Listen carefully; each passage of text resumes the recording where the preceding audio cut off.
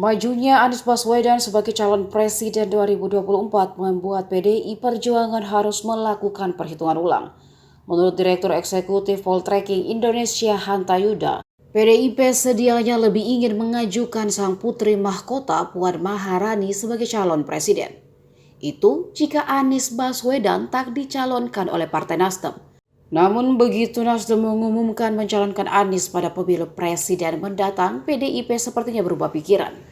Partai Banteng sadar bahwa elektabilitas anak bungsu Megawati Soekarno Putri itu kurang menjanjikan. Oleh karenanya, melihat pergerakan lawan politik khususnya Nasdem yang mencalonkan Anies, PDIP kini memperhitungkan ulang dengan mempertimbangkan nama Ganjar Pranowo. Sebab jika dibandingkan Puan, Ganjar punya modal elektabilitas yang jauh lebih besar.